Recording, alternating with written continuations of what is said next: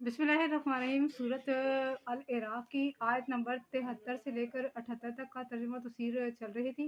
थोड़ा सा उसका जो हिस्सा रह गया था वो इंशाल्लाह करती हूँ आज आपके साथ बयान और कंप्लीट हो जाएगा इंशाल्लाह आज।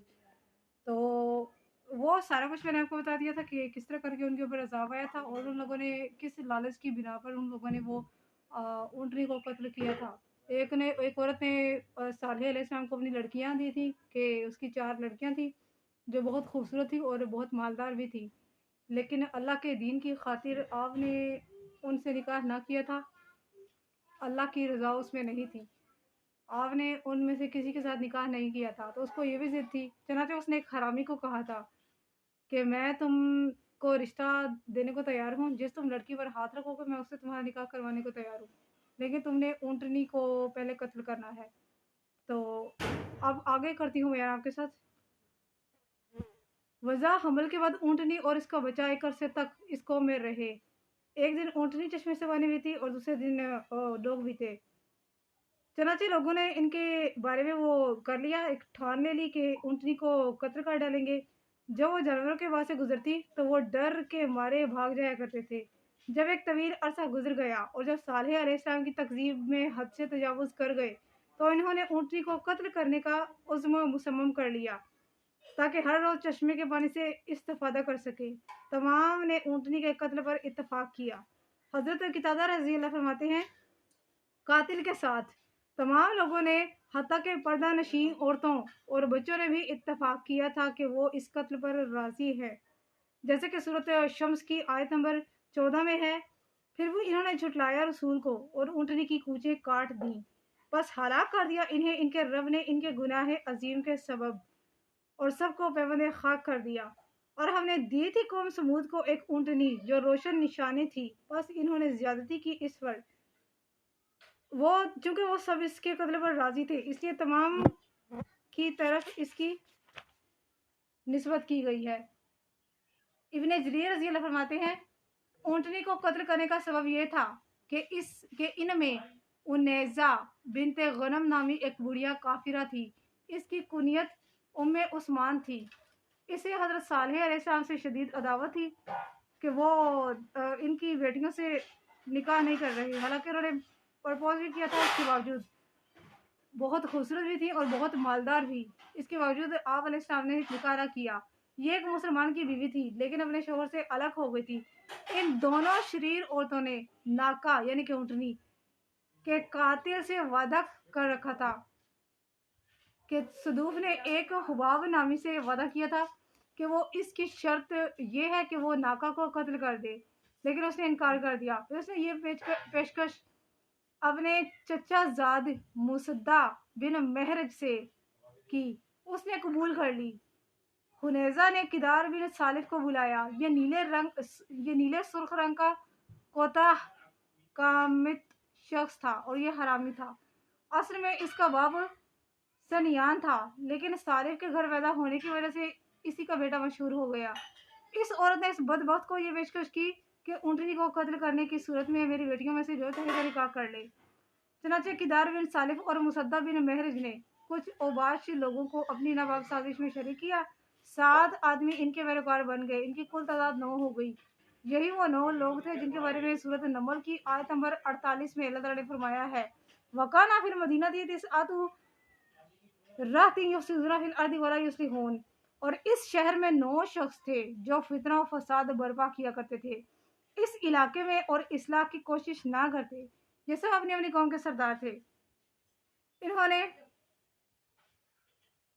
इन्होंने एक काफिर कबीले को अपने साथ मिला लिया, वो भी इनके साथ हो लिए। तमाम के तमाम अपने मंसूबे की तकमील के लिए निकले और नाका की ताक में बैठ गए और चश्मे से इसकी वापसी का इंतजार करने लगे। नाका के रास्ते में वाक़या एक चट्टान के पीछे किदार घात लगाकर बैठ गया। दूसरी चट्टान के पीछे मुसद्दा। जब ऊँटनी मुसद्दा के पास से गुजरी तो उसने इस पर तीर चलाया जो उसकी पंडली में जा लगा। इस नाव में उनेजा निकली और अपनी सबसे खूबसूरत बेटी को ले आई, जिसने अपने चेहरे से पर्दा हटाकर अपने हुस्न और जमाल की नुमाइश की। किदार इससे मुतासिर होकर तलवार लेकर उठा और ऊँटनी की कूंचें काट डाली। वह जमीन पर गिर पड़ी। उसने अपने बच्चे को होशियार रहने की तलकीन की गर्ज से उसे चीख मारी। پھر اس بدبخت نے اس کے سینے پر نیزہ مار کر اسے ذبح کر دیا۔ اونٹنی کا بچہ بھاگ کر ایک پہاڑ کی چوٹی پر چڑھ گیا اور ایک چیخ ماری۔ حسن بصری رحمۃ اللہ فرماتے ہیں کہ اس نے کہا تھا، اے رب میری ماں کہاں ہے؟ کہتے ہیں کہ اس نے 3 دفعہ چیخ ماری اور پھر چٹان کے اندر داخل ہو کر غائب ہو گیا۔ یہ بھی کہا جاتا ہے کہ ان بدبختوں نے اس بچے کو بھی قتل کر ڈالا تھا۔ مطلب بعض بزرگ یہی کہتے ہیں۔ پھر فرمایا جب حضرت صالح علیہ السلام تک یہ خبر پہنچی تو آپ وہاں تشریف لائے۔ وہ لوگ وہاں ہی جمع تھے۔ جب آپ نے اونٹنی کو دیکھا تو رونے لگے اور فرمایا تھا، متعوا فی دارکم 3 ایام، کہ 3 دن تک جو کھا بھی سکتے ہو، جو لطف اٹھا سکتے ہو اٹھا لو، اس کے بعد تمہیں اللہ کا عذاب آ پکڑے گا۔ جس دن انہوں نے اونٹنی کو قتل کیا تھا وہ بدھ کا دن تھا۔ جب شام ہوئی تو ان 9 بدبختوں نے حضرت صالح علیہ السلام کو شہید کرنے کا عزم کر لیا اور کہنے لگے، اگر یہ سچا ہے تو ہم اپنے انجام سے پہلے ہی اس کا کام تمام کر دیں گے، اور اگر یہ جھوٹا ہے تو ہم اسے اونٹنی کے پاس ہی بھیج دیتے ہیں۔ اس کے بارے میں اللہ تعالیٰ نے سورۃ النمل کی آیت نمبر 49 سے لے کر 51 تک فرمایا، انہوں نے کہا، آؤ اللہ کی قسم کھا کر یہ عہد کر لیں کہ شب خون مار کر کہ رات کو خون مار کر صالح اور اس کے اہل خانہ کو ہلاک کر دیں گے، پھر کہہ دیں گے کہ اس کے وارث سے کہ ہم تو سیرے سے موجود ہی نہ تھے جب انہیں ہلاک کیا گیا، اور یقین کرو ہم بالکل سچ کہہ رہے ہیں، اور انہوں نے بھی خفیہ سازش کی، بس ہم نے بھی، یعنی کہ اللہ تعالیٰ فرما رہے ہیں، ہم نے بھی خفیہ تدبیر فرمائی اور وہ سمجھ ہی نہ سکے ہماری تدبیر کو۔ تم خود دیکھ لو کیا ہولناک انجام ہوا ان کے مکر کا۔ اللہ اکبر۔ جب اس منصوبے کو پایا تکمیل تک پہنچانے کا کام انہوں نے کر لیا اور سب اس پر متفق ہو گئے تو رات کے وقت اللہ کے نبی کو قتل کرنے کے لیے آئے۔ اللہ تعالیٰ نے ان ناہنجاروں پر پتھروں کی بارش نازل کر دی، جس سے وہ اپنی قوم سے قبل ہی اپنے بھیانک انجام کو پہنچ گئے۔ مہلت کا پہلا دن جمعرات کا دن تھا۔ اس دن جب صبح اٹھے تو صالح علیہ السلام کے فرمان کے مطابق ان کے چہرے کالے ہو گئے۔ اتوار کی صبح کو جب یہ لوگ اٹھے تو خوشبو لگا کر اللہ تعالیٰ کے عذاب کا انتظار کرنے لگے۔ انہیں نہیں معلوم تھا کہ ان کا کیا حشر ہونے والا ہے، اور نہ ہی یہ جانتے تھے کہ عذاب کی کیفیت کیا ہوگی۔ جب سورج طلوع ہوا تو آسمان سے ایک سخت کڑک نے انہیں آ گھیرا اور نیچے زمین میں ایک خوفناک زلزلہ پیدا ہوا۔ روحیں نکل گئیں اور یک لخت تمام کے تمام بے جان بے سدھ لاشیں بن گئے۔ فَأَصْبَحُوا فِي دَارِهِمْ جَاثِمِينَ، چنانچہ وہ وہاں بوجھے ہوئے رہ گئے۔ ان میں سے کوئی بھی باقی نہ بچا، نہ چھوٹا نہ بڑا، نہ مرد نہ عورت۔ کہتے ہیں کہ ایک کلبہ بنت سلک نامی عورت بچ گئی، جسے ذریعہ کہا جاتا ہے۔ یہ کافرہ تھی، صالح علیہ السلام کی شدید دشمن تھی۔ جب اس نے عذاب دیکھا تو تیز رفتاری سے بھاگنے لگی، ایک قبیلے کے پاس آئی اور انہیں اپنی قوم کی سرگزشت سے آگاہ کیا، پھر ان سے پینے کے لیے پانی مانگا۔ جب اس نے پانی مانگا تو مر گئی، یعنی کہ یہ عذاب میں نہیں مری تھی، یہ اس پانی میں مری تھی، پانی پینے کے بعد مر گئی تھی، اللہ کا حکم آ گیا تھا۔ باقی اللہ عالم۔ مفسرین فرماتے ہیں کہ قوم سمود میں سے سوائے صالح علیہ السلام اور آپ کے متابعین کے کوئی بھی نہ بچا۔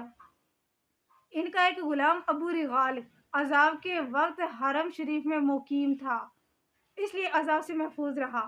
جب ایک دن وہ حرم سے باہر نکلا تو ایک پتھر اس کو لگا، یعنی کہ وہ اس کا لکھا ہوا تھا، اس کے کرتوت سے کیونکہ اللہ تعالیٰ بخوبی واقف تھا، اس کے حصے کا پتھر بچا ہوا تھا، کیونکہ حرم ایک ایسی جگہ ہے جہاں پر سارے سلامتی میں آ جاتے ہیں، وہاں پر کسی کو موت نہیں آ سکتی۔ مطلب اس طرح کر کے لائک میں کیا آپ کو حوالہ دوں، وہاں پر